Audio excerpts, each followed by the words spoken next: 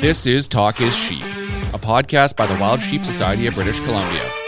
Come along as we take conversations that matter to you into the high alpine.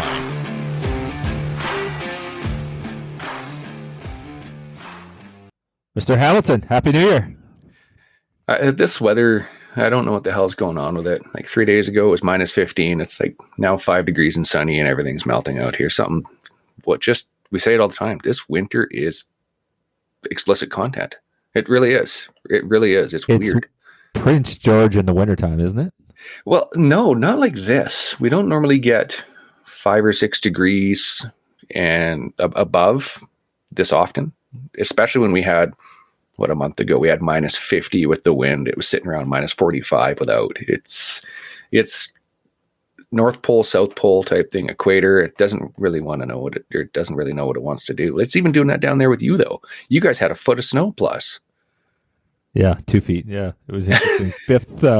Fifth biggest snowfall in record at the Victoria Airport. So yeah, it was pretty good. So, but there's no snow where you're going or where you're at right now, I suppose. No, yeah, Reno is it's a winter wonderland, man.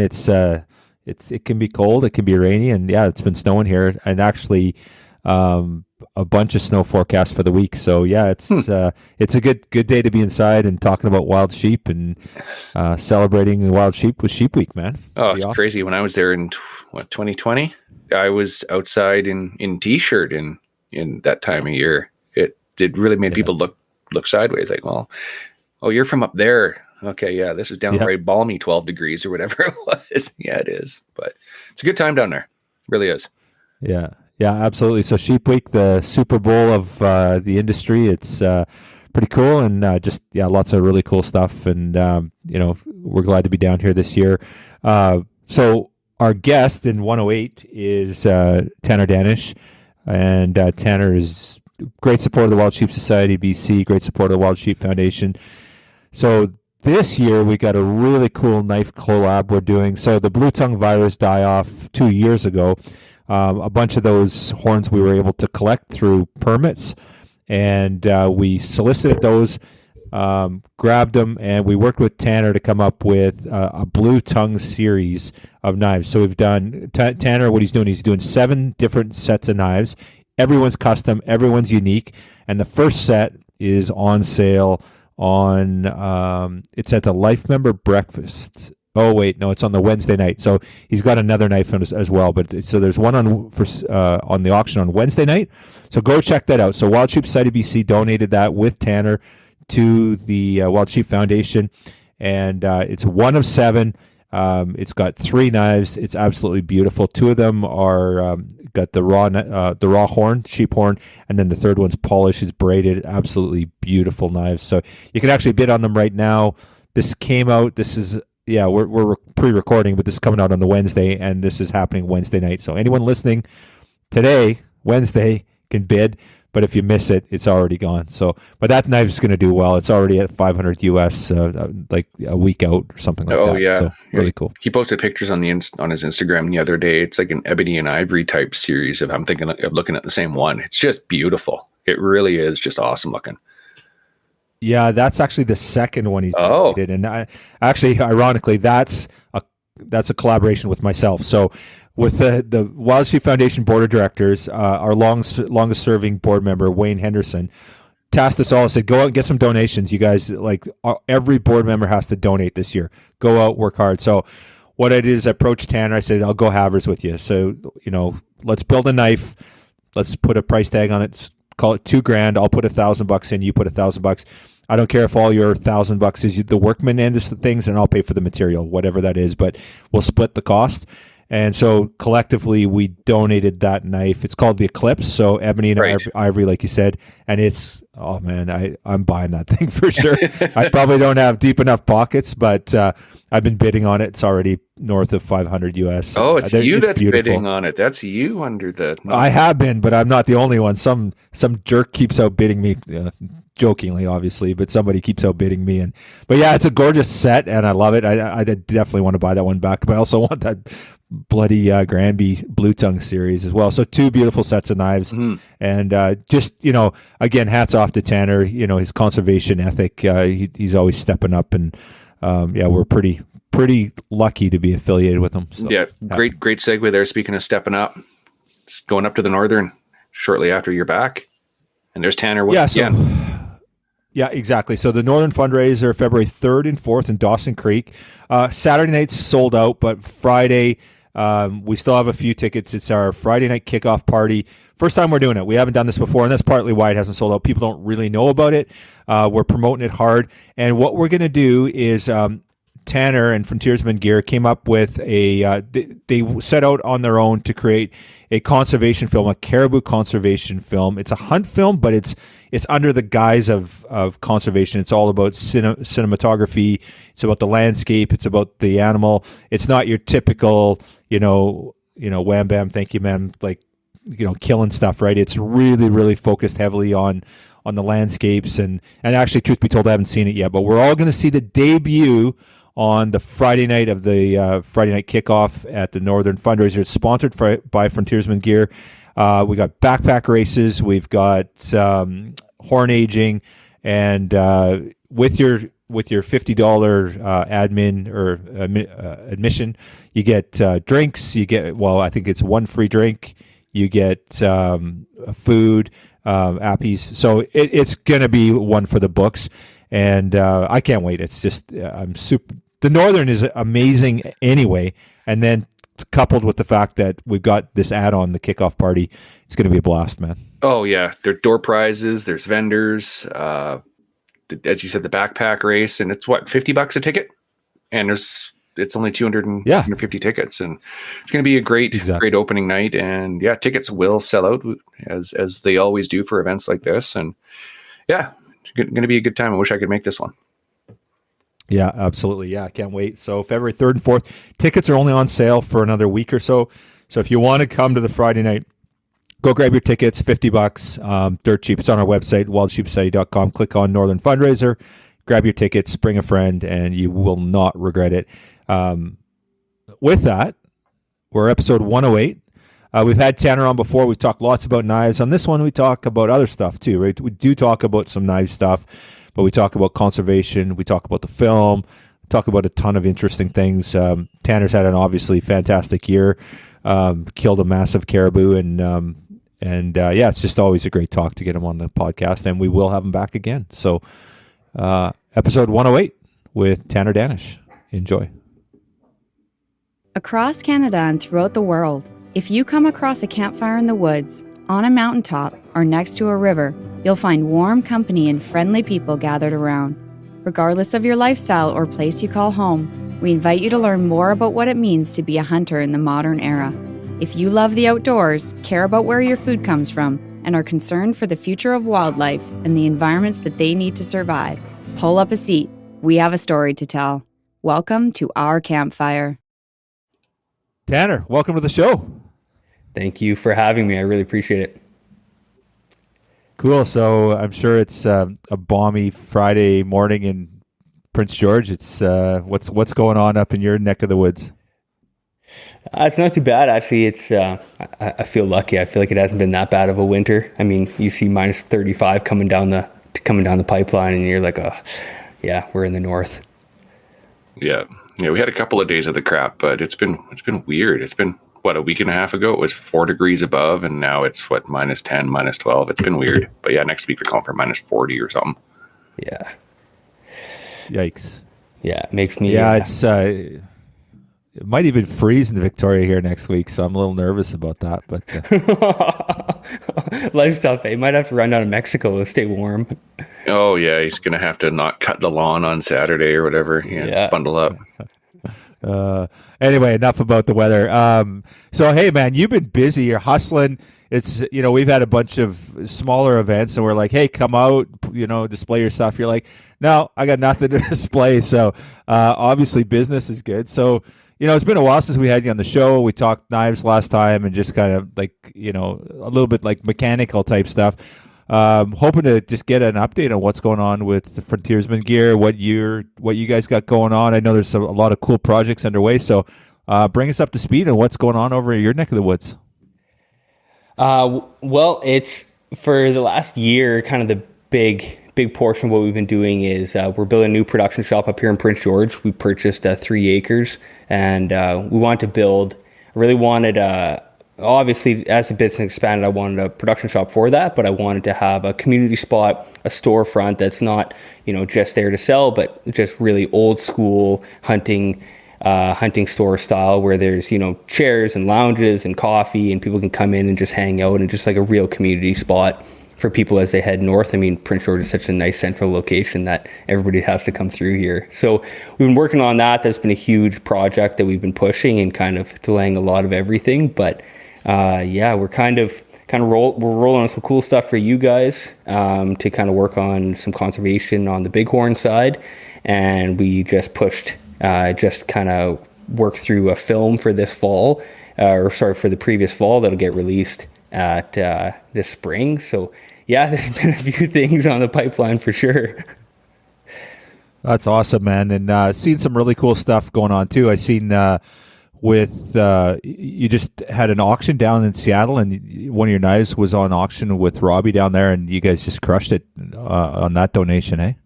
Yeah, it did really good. I was really happy with that.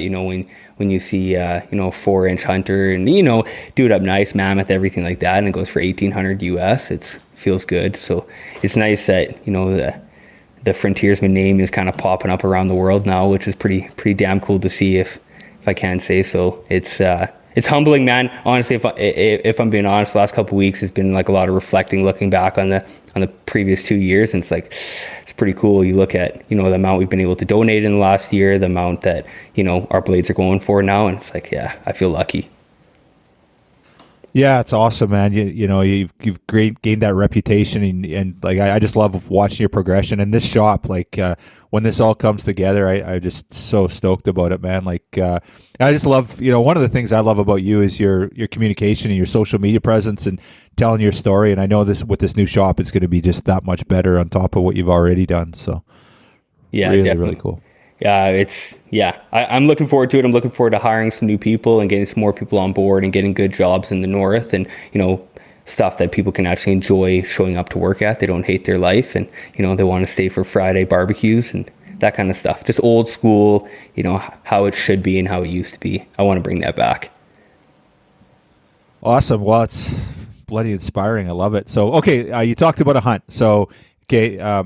So for our listeners, the Wild Sheep BC, you approached us and said, "Hey, I got this wicked caribou draw. It's kind of a once in a lifetime draw, and I'm thinking about doing a film on that." And you asked us to get involved. So let's talk about the film. Let's talk about the hunt. I don't know how much you can share, how much you can't share, where people can see it, what's involved. Let's let's dive deep into that film. Well, yeah, it actually came to me last year. I went on a caribou hunt last year in just a GOS area and saw got reminded about, I grew up in the north, but you just kind of not forget about it, but just get reminded about how spectacular it is, and, the landscape and the animals and how cinematic it is, and how, it really just hit me when I was up there, how nobody is showing. A lot of people love to show the hunt, explain the hunt, all that, go into the details on it, and really find minute details, but I want to show the landscape of it. And I think, for myself, I fell in love. I grew up and we hunted for sustenance. I've been hunting my whole life, but I fell in love with animals from Nat Geo style documentaries, from those close up watching, caribou eating and hippos blowing water out of their nose and that kind of stuff. That's the shit that made me fall in love with animals. And I wanted to do the same thing for the north, because I think we could meld hunting and the beauty of wildlife together in such a way that, just never does get shown. So, yeah, I got, my plans were kind of destroyed after the caribou closures that we all know about, and I wasn't really too sure what to do, and, it just happened to pull a pretty nice LEH tag for last year. So Approached you guys, had the film already kind of lined up, approached you guys and Blood Origins. I have to say thank you to them because they helped out also, and wanted to do a Nat Geo style film, wildlife documentary through the eyes of a hunter, and show how a hunter sees the landscape, uses the landscape, everything like that, where the actual hunting itself is just, it's not upfront and the whole story of what everything is. It's about the animals, it's about the landscape. So we I headed north. We headed up north mid-September, picked up Jeff Agostino from the airport up there and headed in. And, it's, we've been laughing about it a lot, and we still talk about how, this one will not be beat. Like, you always write the schedule on, like, okay, this is exactly how the hunt's going to go. We're gonna, see all these animals we're gonna kill on day 4, and we're gonna be out of there by here then, and just how everything's gonna go. And it worked perfectly. Like, we had 10 days of perfect weather. We had, we saw grizzly bears, but no crazy encounters or anything like that. We saw almost no other people in there. It was just, it was one of those things where you're just like, well, yeah, this is never gonna be beat. So we saw, a real quick breakdown of the hunt. We drove in there. We was a drive in, like off the road style, set up a base camp. And as we rolled into where we were setting up base camp, came over the last plateau, and there's 200 caribou standing in front of us. And it's like, well, this is going to be interesting. So, it was good for me. It was good practice, and it was good. It was a nice change of pace where it was just working on being super selective and targeting an old animal. And, when we're passing on 10, 12 bulls in the whole trip, we were passing on bulls every day. It was nice in that situation to not be working against other hunters or anything else like that. So it was really a hunter's dream in that situation. I don't want to talk too much about it. I want to show it on the film, but it's, I got a really old caribou. I'm super, super lucky on that. It's about as old as a caribou as you could get. Nice big bull, as big as I'm ever going to get in BC. So I was super happy about that. And yeah, filming went amazing. We got, stone sheep on camera. We got caribou footage at like 50 yards. We got moose, we got a little bit of moose footage, but we just got so much like ptarmigan and grizzly bears and all this other stuff. So it's, I'm really, really excited to show this off and kind of show how amazing the North is. That's cool, man. So, you pitched us on it. We're like so super stoked getting involved. Talk a little bit about how Blood Origins got involved and sort of how does that fit in their mission statement and sort of, I guess the takeaway for us was this, you pitched it to us as a conservation film, right? And I think that's a really cool aspect of you're showing this in a different light. This is not a hunting film, it's a conservation film, even though there's hunting in it. So touch on that for us and why that's important. Yeah, it's in my mindset, we always talk about this bridging the hunting and non-hunting public and how we reach that, let's say 80%, 85% inside. And when we really talk about conservation and people touch on it all the time, but I mean, whether it's giving, wild game, feeding it to, friends that come over that aren't hunters, or taking the non-hunter out hunting, like with one campfire, that whole picture of everything that goes on with that. It's the whole idea of bridging those two things together. So for myself, Blood Origins is a great organization, and their whole thing is to just bring hunters into a different light. I feel like it's, it works so hand in hand with actual conservation work, where it's so needed. It's such a 50-50 balance where we really need to teeter-totter on, we need to work on actually conserving those animals, but we need to work on bringing hunting and hunters as general, showing them off in the best picture possible.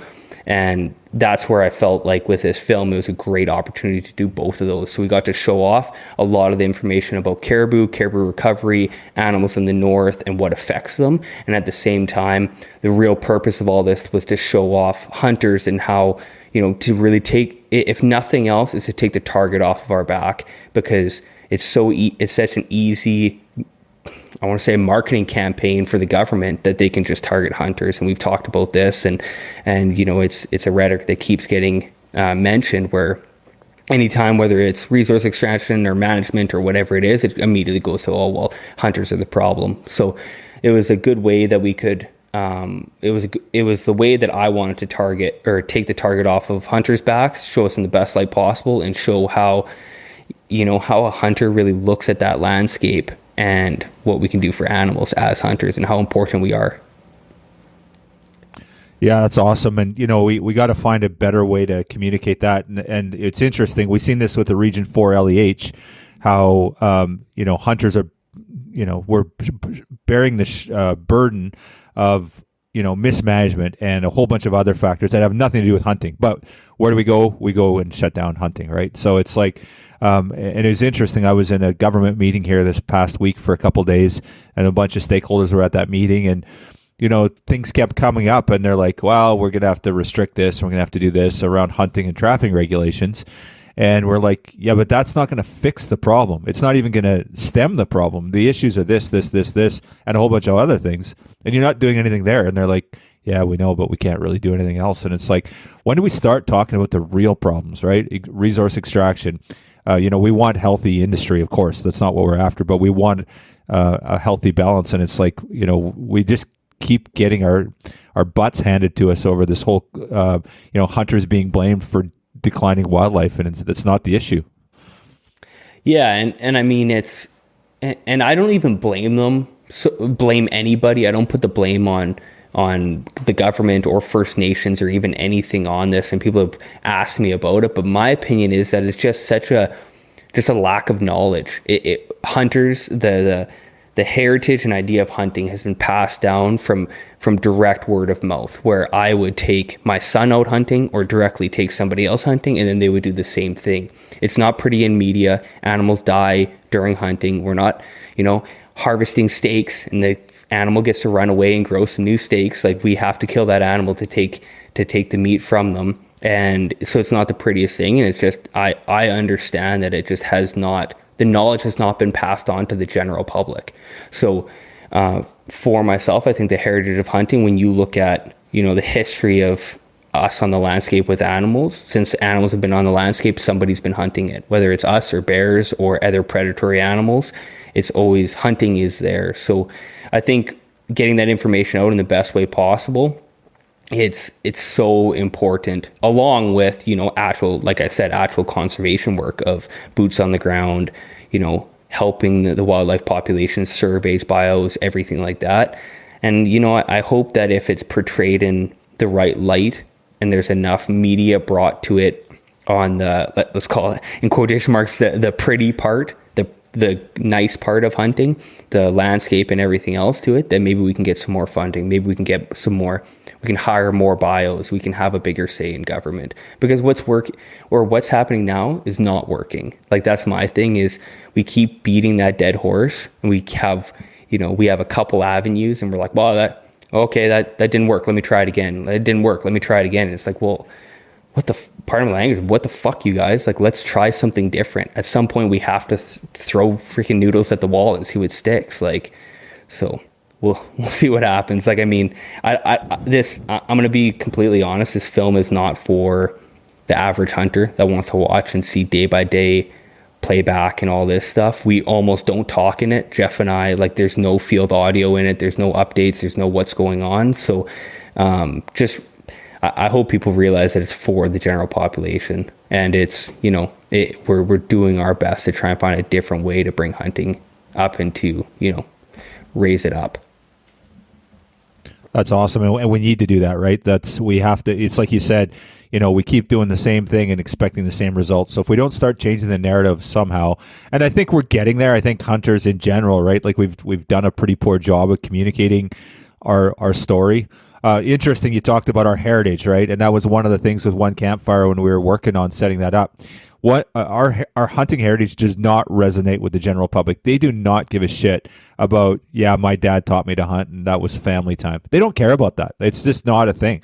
There's a bunch of things that people care about when it comes to hunting, but hunting heritage is not one of them. And it's, talking about it is a total waste of time. Well, it's strange because if you look back on the timeline, as Tanner said, hunting has been around since the dawn of man. Not eating meat and vegetarianism, veganism, and all the alternative diets, that's new in the last 100 years.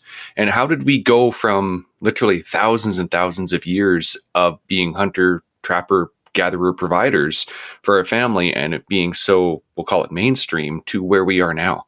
It just doesn't, it's mind-boggling to me to see the absolute hate for hunting that we see out there. All you need to do is look around at some of Robbie's posts, and with the way he engages the African side of things is amazing. And you're showing a 10,000 pound elephant or whatever it is being taken apart in a matter of hours, and villages lined up for food and to use the animal. That's the stuff that needs to get out there. Yeah, as Tanner said, it's not pretty, but it is part of life. In order for us to live, something has to die. You have a footprint on the ground.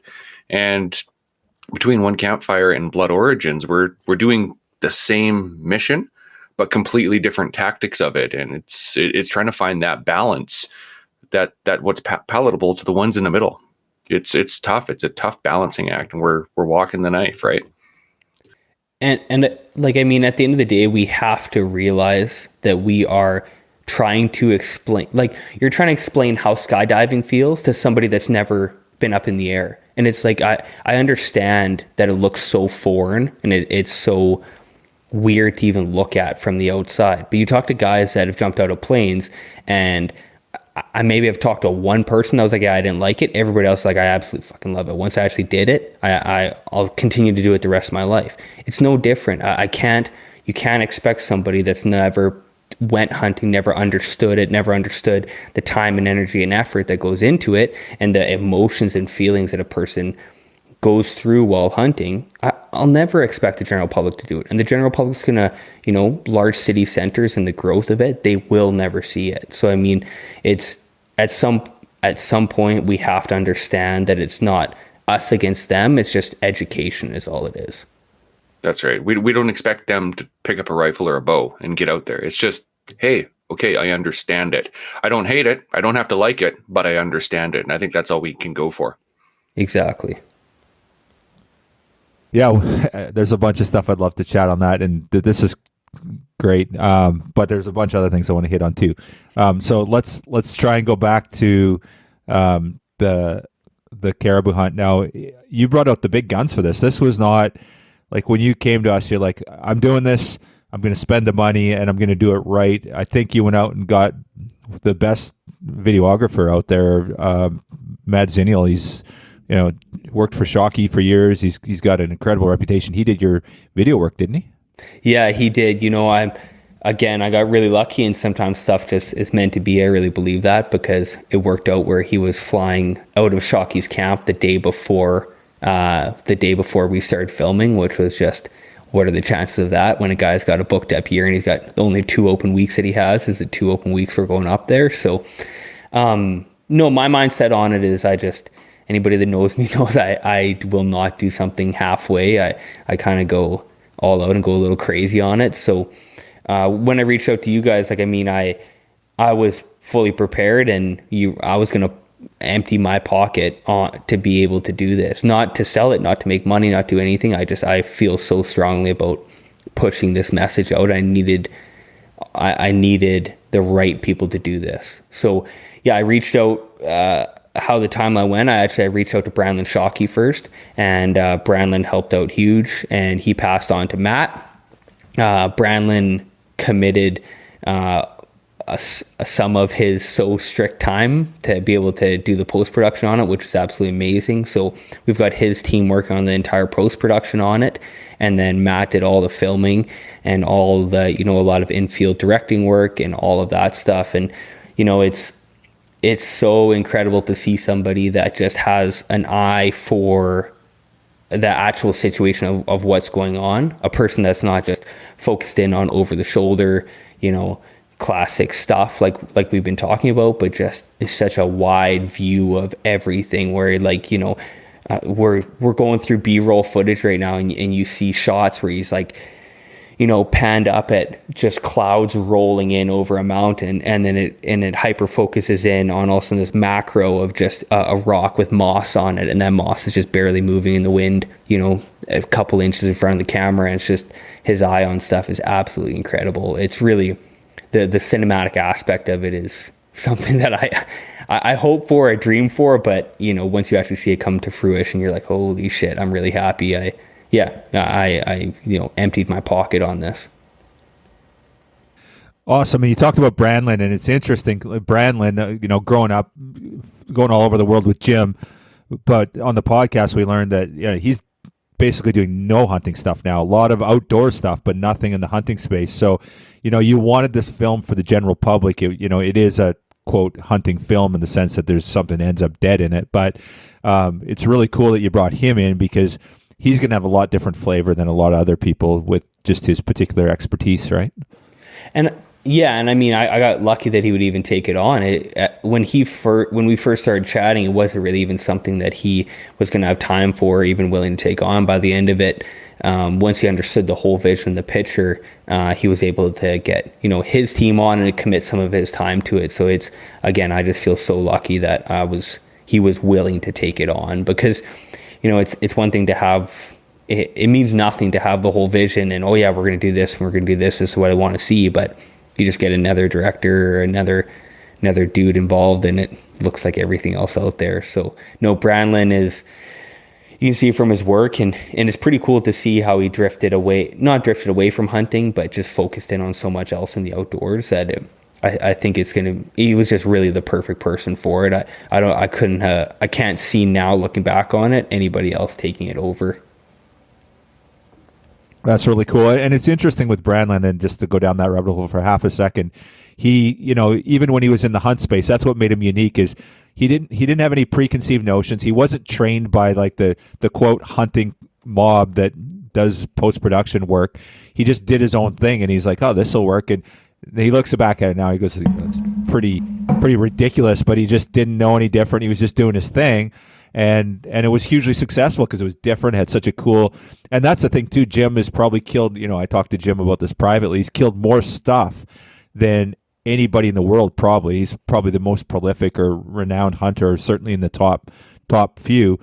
Yet a lot of people look at him like, oh, he's this great conservationist, which he is clearly, but typically he should be painted with this brush like, oh, the evil hunter, right? But Jim isn't, because of the way he tells his story, right? Brandlin was a big part of that. Jim's early stuff was kind of the conventional stuff that you see, but then it changed, right? And of course, I'm not saying Jim didn't have an influence on that as well, but Brandlin was part of it. Absolutely. And you learn that it's such a team effort, and it's, whether it's bringing in people like Dan Minsky, he's an amazing director that's worked on a bunch of stuff with Beyond the Kill, and, we're working on with him on some stuff this year, and, and that's where it is. He did so much stuff on that Shocky Uncharted, and you just really see the different aspects and the avenues that go into it, and how important all this stuff is to tell a story, more than just, hey, we're out hunting, we killed something, cool, okay, right on, drive back, drink some beer. It's just another story, right? Well, that does describe hunting, doesn't it? 9 out of 10 times, yeah. Sheep hunting anyway, right? No, just kidding. So now, when do we get to see this thing? Let's talk about where we're going to see it. Is it going to be widely available? What's going on that aspect? So the first official viewing of it, the best place you can see it is where you're going to be able to see it is the Friday night at the Northern fundraiser with you guys up in Dawson Creek. That's going to be the very first premiere of that film. We have a connection with Discovery Plus. They get first viewing rights at it, so I'm really hoping it gets picked up through them. Again, not because I'm getting paid. I'm not getting paid anything by them doing it. I just want it's the best way for us to get it out to as many of the non-hunting public as possible. If they don't pick it up, then it'll be going regular onto YouTube, where it's going to be available to everybody, and we're just going to push it hard on social to try and reach out to get it out to everybody on it. Yeah, that's the hard part, right? Is getting it outside that echo chamber. That's what we found with transmission too. Like, it was a lot of our hunt stories we're just talking to the same people, or transmission was a education piece around the domestic and wild things. So, trying to get it outside the echo chamber is such an important part of it. But we're really stoked about the Friday night fun night, and our Friday night kickoff is for the Northern. So our Northern fundraiser is February 3rd and 4th. We typically have done it on just on the Saturday. We'd have our event. Now we've added, and thanks to Frontiersmen Gear for sponsoring that. You guys have stepped up, and you're the sponsor for our Friday night. So you can see the film. We're doing backpack races, a bunch of giveaways. What else you got going on the Friday night for that, Tanner? Yeah, it'll be finger food. We're going to do a horn aging contest on that, the normal stuff there. We're looking at doing maybe just some average like fun stuff, whether it's mule deer score and that, just kind of bringing everybody together. It's really important to me, again, with that whole community aspect, that there's stuff like that where it's not the suit and tie is great, but it's good to just get together with, all the folks that are coming up there and have a big chin wag about everything and get a big group of people together. So there's door prizes. There's, we're going to do raffles. We're getting some custom knives ready to have there. And there is going to be one for a door prize, and just make it as much of an event night as possible. We want to make it better than Saturday night, but I mean, don't tell Robbie that. He might have a heart attack.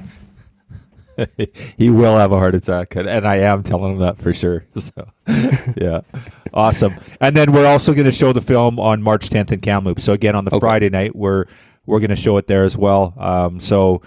Thank you for providing that for us and getting it out there, and then hopefully we can try and get that message out in front of the non-hunter too, and keep spreading the great work that's being done. Right. So absolutely. So if we can get it into a streamer's platform, that's 100% the direction we're going to go. And if it doesn't happen, then we're going to pull every contact out of the Rolodex that we have, and just I'd really like to take that film and do a big tour down in the States, and that's where the real population is. Like we can say Canada's the homeland all we want, but in reality, you got to look down at the States. So I'm going to be taking it down there. If it doesn't go to Discovery, then I will be going down there and doing kind of pulling all the strings that we can to do a big podcast run and get it out to the public as much as we can down there, outside of the, like you said, the hunting realm. We're so pinholed in here where we just think this is everything, but there's a lot other avenues that a guy can take it. Awesome. So the big thing is, if Discovery picks it up, then we won't be able to watch it through conventional channels like YouTube or whatever. But if they don't, then it's probably going to be more widely available sort of in the spring or something like that, possibly via the website or whatever. Yeah. So if it goes to a streamer, then it'll obviously be on their platform. How it normally works is timed on there. So whether they have it for 6 months, 12 months, it'll be in a contract, and then we'll receive the film back. We have to remember that those streaming platforms have millions and millions of paid subscribers. So there is a little benefit to it on that side where we got to take that bullet. But yeah, if they don't take it, it'll go out right onto YouTube, and we're shooting for we'll put it onto YouTube just after the Southern fundraiser there, just to make sure we want everybody to come out and watch it at the fundraiser. Yeah, awesome. Okay, cool. So let's transition now and talk about what's going on with I guess the business. What's going on there? What's happening with so you got the new shop going. You guys have any knives available? It seems like you're always sold out. You did that collaboration with BTK recently, which was cool. I bought one of those. And where are we sitting with product? Yeah, so like being completely transparent, I had to make the decision, which was, do I keep limping along product drops and them just selling out crazy fast, or do I kind of slow down on that side, push on the building this production shop? And that's the direction that we've went. So I appreciate everybody hanging on for all that. We've had almost nothing available. We have leather goods. The leather side is rolling like crazy. I've hired Lewis. He's our full-time leather guy. He's an absolute wizard with any of the leather goods. So he's doing basically everything except for knife sheaths on there. And then as soon as the new production shop is rolling, so end of February, we're going to be back to doing full scale plus some, where we're talking, we're ready to scale up and do it properly with all equipment and space, and we're going to have the people on board where we can do it. So starting end of February, we'll start doing knife drops again for all the mountain series. We've got Ridgeline blades that we want to do. We've got other partnerships that we're rolling on with Taito knives and some really awesome stuff there. Yeah, so we've been kind of just limping along, trying to get by, and we're going to open our custom books up. We're going to have more custom knives available, like we used to do for raffles all the time and all that. We haven't disappeared. We've just had to rearrange priorities, and we only have so much time in the day, so we're playing the long game here for sure. That's awesome. So when you get the new shop, you kind of, the leather thing came along sort of in the last couple of years. That's kind of been a new evolution, I guess. Where do things go with the new shop? You're going to have this extra capacity. I know you had talked about you're going to have your guys doing more of your regular run stuff, and then you'll work on the custom stuff, the stuff that you like to do. So what new stuff can we expect with the new shop and when things get up and running there? To be honest, I want to hit on so many of the tools that are just like things like machetes, axes, everything else, that a lot of stuff that is totally doable to do. It's just you don't make a crazy amount of money on it, so businesses shy away from it. With the extra production size that we have, and then being able to use a lot of these regular drops to cover overhead and everything, we're going to work on specialty tools. So I want to work on trappers, hatchets, machetes. I want to have actual skinning tools, proper stuff made, really specific items. So things like like multi-tools for when you're caping out an animal out in the mountains, something ultra light that fits perfectly, and an ear that you can push out there, and little things that are specialized for the hunting community. And then the whole Ridgeline series that we've been working on for almost 2 years now, I've been dialing that in. I was supposed to launch about a year ago at this time, but I've just held off on it. It's basically full handled regular knives as you would conventionally think of them, not ultralight mountain stuff, but just at a better price point than doing a full custom build. So full handles, everything like that, and we're going to be rolling on from. We're looking at maybe doing kitchen knives. It's not on the docket for sure, but everything from flaying knives to deboning sets, butcher sets. We want to really cover everything on the knife side that a person could want. From they always say, like, the thing that all knife companies say, but we want to do it too, is that field to fork, right? So from the first stage to the last stage, and really specialize on those unique tools like beaver skinning stuff, and like I said, that turning tool that we're working on. Yeah, that's cool. I look forward to that. I think occasionally you've had a few like specialty, like kitchen knives and stuff like that. And so the wife, I've showed the wife whenever something new comes on, like, oh, check this out. She understands my obsession with it, and she's like, well, what about some kitchen stuff? So every time there's something like that, I'm keeping an eye on it. Usually a fundraiser or something, but then it goes so ridiculous I can't afford to buy it either. So yeah, looking forward to you doing that, because we'll definitely be picking some of that stuff up. So. And I really want to do more. Like, I understand our custom prices are kind of crazy for the average person, and I totally hear that. So I want to do a lot more on like just building like stuff that's in my brain that's been rattling around for years that I haven't had orders to do, and then just raffling that off. So the average person, and the average guy working 9 to 5, that's, economy's pretty tough right now. I totally understand that this is out of their wheelhouse, but they can buy a $20 ticket and then, win a couple $1,000 knife set out of it. So I really enjoy doing that stuff, and whatever we can do to like give back to, I don't want to say give back to the community, but, just say thanks to the people that really have supported us along the way. Yeah, awesome. So I was going to dive into that next. So that's a good segue. Let's talk a little bit about, you're giving back. So you've supported, a lot of veteran groups. You've supported the Wild Sheep Society BC, other wild sheep groups. I know Alberta. This year you're donating to the foundation. I know Blood Origins. So, let's touch a bit on that. Like, you give more than the average person. So, what's your ethic around that, your thought around that, and to me, that's one of the reasons I support you. I obviously love your stuff, amazing stuff, but also just how generous you are with your donations. And so, I think that's a big part of what you do. Talk a little bit about that for us. Yeah, I don't really know what to say. Like, I mean, it's kind of, I talk lots and I sound like a broken record talking about the community thing, but I think it's so important. I think, as a species, humans have gotten away from, being part of communities. And you can see it again in small towns where, somebody needs eggs, you're going to just bring eggs over, and really simple stuff like that people used to rely on neighbors for. And I mean, when you look at giving and conservation organizations, veteran programs, whatever it is,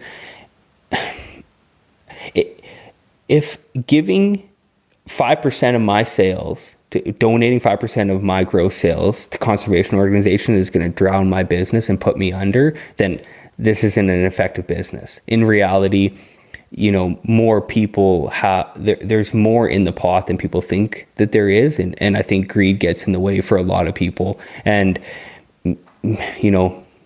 people say, I've been told that it's the wrong way to look at it, but money has never been the driving factor for me. I believe that if a person continues to give back and support this community, then it builds the economy of the community up anyways. So I'm going to be getting more orders as it is, as I give back and you guys do more. And, let's say sheep hunting becomes more accessible for more people or it becomes more on the front lines, more people are going to want ultralight knives to go sheep hunt. So in reality, it's a big circle that all fits into it. It's just somebody has to initiate in it. So I do my best to try and spread the love as much as I can. I feel so strongly about conservation. I feel so strongly about our wildlife and animals, and I don't have the time to donate. So if you don't have the time, you should be able to kick up the money for it. And it's pretty easy to cut out, that case of beer that you buy on every Friday to be able to actually donate and, feel better about that. And at the end of the year, when you add everything up and look at it, which I just did for this year, it's like, that is pretty cool. It's pretty awesome. And it's a lot. It didn't feel so big each time I was doing it, but once you look at it at the end, you're like, yeah, okay, that's a good chunk of money, which feels good. Yeah, it's awesome. And super generous, man. So I want to talk a little bit about some of your what you're working on for us. So you've been supporting us right from the get-go. Kind of early days, you reached out and said, hey, I want to get involved and support you guys, and we've been so grateful. And our members, we just get such great feedback and we've done a few collaborations, which has been cool, but then there's just straight donations. So let's talk a little bit about this Blue Tongue series, and we can talk a little bit where that money's going, why we're doing it, where those horns came from, but talk about the product and what you're working on right now, if you don't mind, please, Tanner. So I'm working on 7 sets from the sheep that died off at that Granby herd, the Blue Tongue herd that most people did hear about, how hard they were kicked. And I really wanted to do something to fund as much money and push as much money back directly in there. And, it's a shame to just let a bunch of horns go to waste. So we may as well make something cool about it. So on my custom side, I really pushed to chase the art side of knives, and that's what this 7 set is. They're 7 sets, all different shapes. Some are, matching capers. Some are, butcher sets, all kinds of different stuff. They all come with stands. They're numbered, plated, a real collector series. It's our first kick into having large series that should be collected, displayed, and shown off for, the lifetime of them. They're still built the same. They're going to be able to be used, everything like that, but they're just done with absolutely the best materials, no corners cut, no cost wasted or anything like that. So we've got 7 sets. The first one's going down to Reno. That's going to be number 1 of 7. The only place you can get it is going to be down there. It's a 3 set of caping knives. They're super cool. Like they're next level badass for sure. And then the number 2 set is going up to the Northern Fundraiser. Again, that's going to be the only spot that you're going to be able to get these. They're numbered. They've got Granby plates on them. They're all certified. And then the number 3 set is going down to Southern. As for the next the other 4 sets, you're going to have to wait to find out where they go. But we're just trying to raise as much money as possible. That's the whole purpose of this, is that my goal is that out of these 7 sets, we can raise 30 grand for you guys. It's really important to me, whether it goes back to collaring in Granby or just general work on those Granby herds to recover those herds. They need it. And this is a good way that people are going to get a really cool product and, you know, be able to give back to something that is truly in need so badly. Yeah, dude, I'm so stoked about this. It's going to be such a cool, and yeah, I have no idea what they're going to go for. So, you know, my pockets aren't that deep to bid against some of these guys. But, you know, the Granby die-off, so there was a blue tongue virus die-off. It happened not this past year, 2 years ago, I guess it was. And some of you will remember it was, so blue tongue was just this weird midge, this little tiny fly that passes along this virus, I believe it is, and caused this die-off, and there was literally dozens of sheep that died from it. So what happened was the ministry allowed us to get those horns. We're in touch with Tanner, and Tanner came up with this vision for this blue tongue series. So 7 sets, it's going to be really cool, and you're truly getting a one-off custom with the stand and everything. I'm so stoked about it. And I think that first one's going to be available at the Life Member Breakfast in Reno. That's what we're doing with it. And so it's going to be great to see that. Anyone that's interested can check out Wild Sheep Foundation's online hunting auctions, and it's going to be available there. You can bid on that, and that thing's going to do really, really well. I'm pretty confident, just being the first one of the series, and only, well, it's a one-off, right? So yeah, absolutely. And I think there's such a value to like actual like collector stuff, and knowing that you're getting a complete, you know, truly one of a kind, where it's never going to be replicated, is super important to guys, and it's what's important to me when I'm buying products too. So it's going to be cool. And you know, that horn is damn cool. Those Granby, as we found out now cutting into it, I don't know what minerals are in that ground there, but they're all completely jet black. So it's got such a unique, cool look, something that I've seen a little bit of it in other bighorn, but these are 100% jet black. I've never seen that before. So if you're looking for as a unique of a knife set as you can get, this is definitely it. Oh, that's cool, man. I can't wait to see it.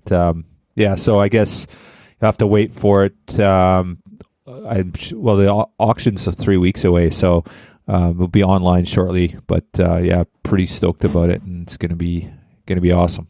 So yeah, absolutely cool. So what's on the plan for you this winter? What's going on? Anything else on the agenda? You're just building your shop. That's the focus right now, eh? Yeah, we're just pushing hard to do that, and developing new products. And you know, we're in a good position now to do a lot of testing. So we've tested, I think, 8 different products over the last fall, like new stuff that's coming out, a partnership with Wild Sheep Foundation Alberta, blade there for them, which is a really cool blade, but just a bunch of other general products, and just working on, like I said, building this center, this spot, and building the best experience possible for all the employees we're going to hire. I have the goal in my head that by the end of next year, I want to have 10 people in that shop, between running the storefront and in the back helping us. It's sustainable, it's doable for sure. So we're going to keep pushing and marketing and doing everything we need to do that. And you're going to see, I can promise you that you're going to see in the spring, once the shop is done, that we're going to cycle back into proper marketing. And you know, you say our Instagram's been so good. I look at it and I absolutely hate it lately. It's not what I want to see and not how it should be. But yeah, it's just, the growth of a small business is wild to see from the outside. Like, I mean, I took a bit of a risk doing this, and it feels really good to see it pay off. And I mean, that's because of this whole community. So I want to give back as much as possible, whether it's, we're going to do like things like once a month, like the first Friday of every month or whatever it's going to end up being. We're going to have live music and pit roast barbecue, and it's all going to be free to attend, free to come out, free drinks, free food. And it's just, that's the kind of stuff that's really important to me, that I think, you know, we've become so disconnected through these technology and phones and, you know, just life being busy, that when was the last time you just like met a group of 10 guys and had a bunch of drinks and had a great time? You know, it's happening maybe once a year for most people. It's like, it's bullshit. Like how can you feel invested in somebody else's success if you're not with them and chatting with them all the time and doing all that stuff? I feel lucky. I have an amazing group of guys that I've surrounded myself with. And when you see like consistent support and push for success through all these guys, you're like, holy shit, these are like 10 dudes that are doing good stuff, starting small businesses, rolling on, media and outdoor stuff and adventures. And it's like that once that train's rolling and that ball is moving, it's pretty hard to stop. So I just want to spread that out to the general public more. And, so many people that are in the hunting space that don't have mentors or don't have, somebody else to go hunting with. It's an easy thing to connect people. We just have to do it. So it's the biggest goal for me next year, is just to try and connect this community as much as I can and like really get everybody invested in each other's success. So, you bring up an interesting point with that. Like, COVID changed the way the world works, right? It did. There's no doubt about it. For 2 years, it did, for sure. And we're still seeing the leftovers of that. And you're wanting to change that narrative, which is awesome. We're seeing now, though, like, with C21, right? Like, we've seen, firearms being taken away and, like, our community kind of shrinking because of that, right? Like, well, maybe the handgun guys, now that they can't get a handgun, there's not the collaboration and the community there. Does that change the way...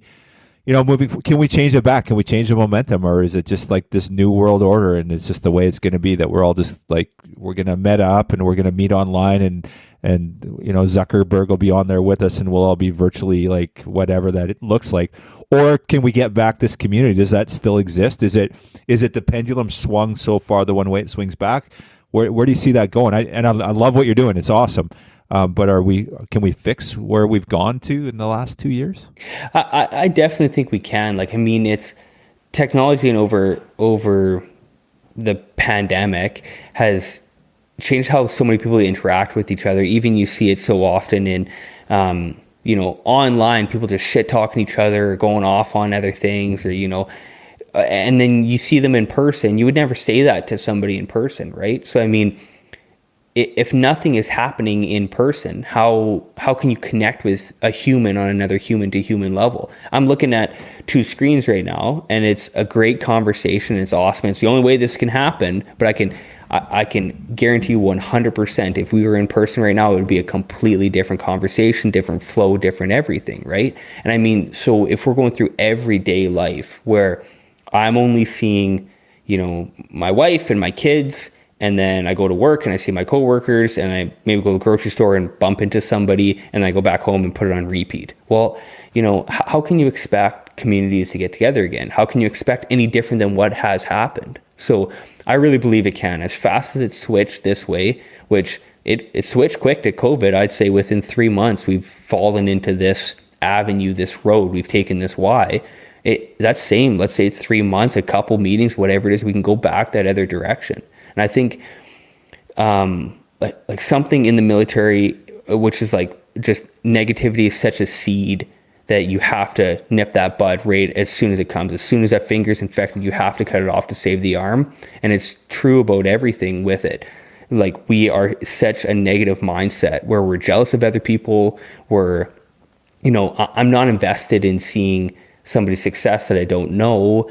All this stuff has happened where it's just so many negative connotations to life now, that I think just having some positivity, laughing, smiling about stuff, eating good food, having good drinks, bullshitting, telling good stories, it's just so easy. And you see it so often with guys, and all of a sudden it's almost just like this weight comes off their shoulder and they breathe a bit, and next thing you know, they're like, oh, I am going to the range, I am doing this, I am going to have this event, I'm going to have a Christmas party, whatever it is. It happens really quick. And I think as long as people stay positive and focus on the positive side of it, God, we're amazing creatures, and humans are so adaptive to it that we can just we'll change back so quickly. We are the same, like us here in northern BC are the same species that are in downtown California and LA right now and living that hustling, bustling, crazy life. And those are the same species that are over in Africa eating mud pie and, having almost nothing. We're all the same species. So, I mean, if we're that adaptive that we can go from so many different areas and landscapes, we're adaptive enough that we can we can go back into a proper mindset and a proper community aspect to all of this. So I really believe so. And I think by doing that, like, we're never gonna handgun guys are never gonna care about hunting if they never see it. And if they never talk to hunters, they never do that. If it's just online, how can you expect them to care? Like, it'll never happen. Where, you know, if my buddy is, you know, maybe I don't do competitive shooting, but my buddy is a competitive shooter, I don't want to see rifles go away because I know how passionate he is about it. I've talked to him about it. I understand it now.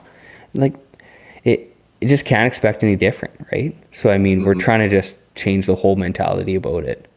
And that's where I think connection is so important. Like, it's by truly connecting on all this, it would just, the difference it would make, it would be wild, absolutely wild. Yeah, it's been an incredibly negative last few years. No matter how you look at it, no matter how positive you try to be, it's just like, hey, I'm having a good day. You click on the news and it's, oh, son of a bitch, this is happening again. And it's tough. But yeah, you nailed it when you popped by here, a couple months ago. We had a great conversation for 10, 15 minutes. And it was just, holy shit, there's interaction. It's tough. But yeah, we'll get there. Right. And the handgun sport shooting firearm thing, that's a whole other conversation. That's a whole other but yeah, we need to come together we have to have that conversation.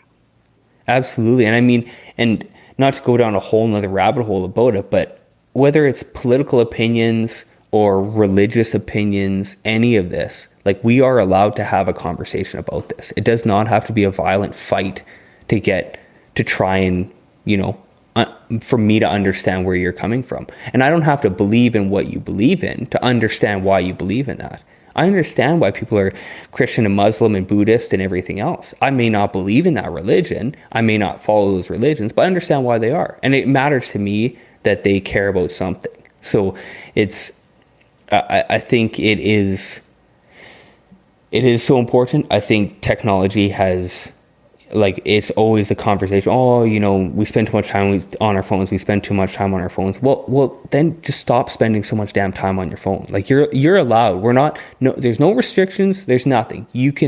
I could look at my phone, go to Facebook, go to Instagram, and invite 10 random people to the bar, and we can go have a visit, get at a table together. There's nothing stopping anybody else from doing that.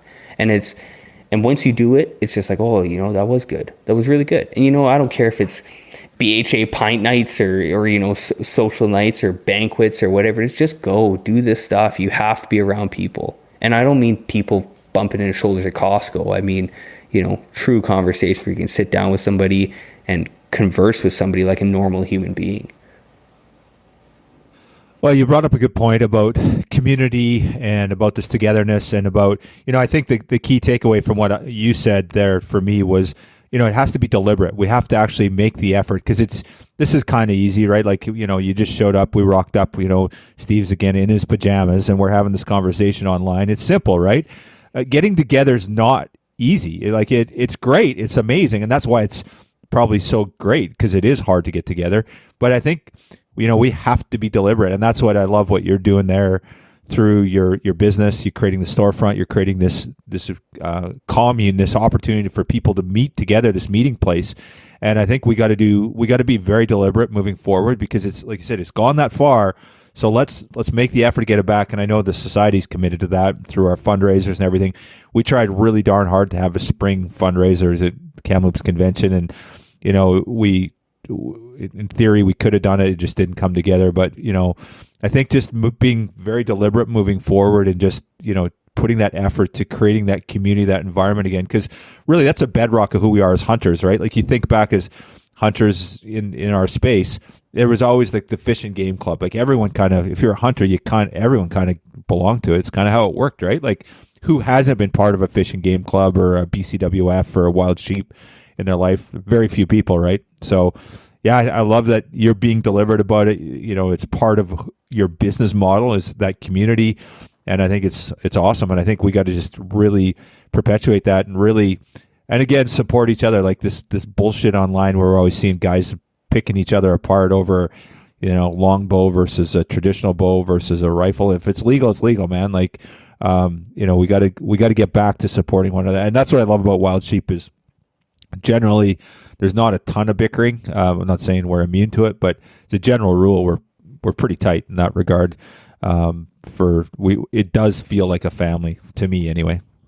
Absolutely. And I mean, you want to have a discussion about rifle or bow hunting or whatever it is, great, but go see each other in person and go, not meet in the parking lot to fight, but I mean, go have a beer with that person and actually be open to what they're talking about. Like it's just such a difference, and it's easy to forget, but it's easy to go back to. So it's, I hope, you see these giant landscape problems where you're just like, oh my God, how do you ever tackle that? But it's like, it's the old, like one step in front of the other, and we just, keep doing our little part. And if Wild Sheep does, one showing, like when they did you guys did the transmission showing up here, like that place was packed, it was full. And how many people actually came to see transmission? I'd say a good handful, but a lot of people were just like, God, I just want to go do something, right? So, and it's so important. So if you guys are doing, let's say 2 of those a year, and I'm doing 2 a year, and we can get Precision Optics to do 2 a year, it's like, holy shit, now we got something going on every month. It's fun, everything's going, we're having a good time.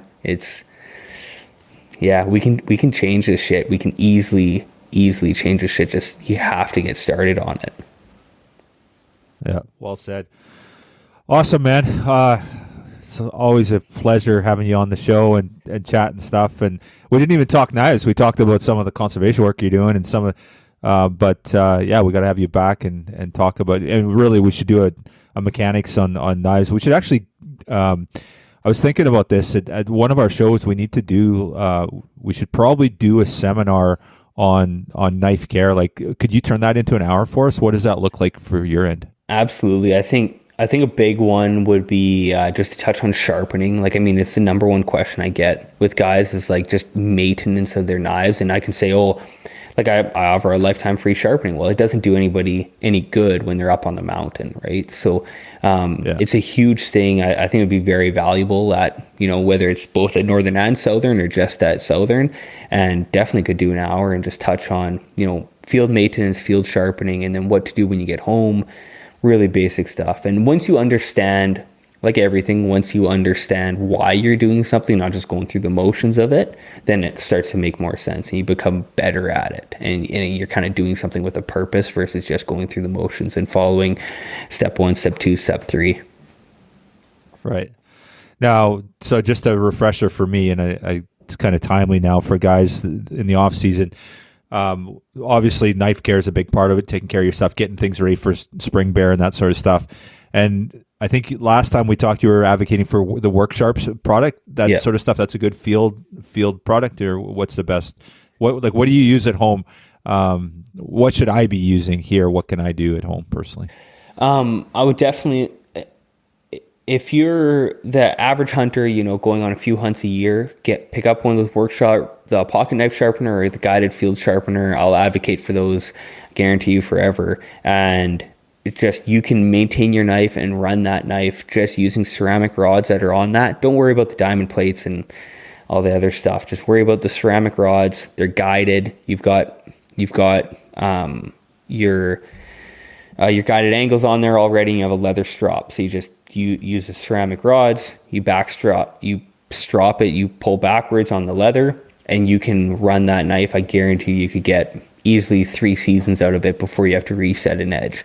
Now, if you're looking at like a guy that's doing lots of kitchen work, lots of cooking, or, one of those crazy dudes that's, hunting, 24/7 kind of thing, you are going to want to look at, like a whetstone system or something like that. And it takes some money to get invested into it.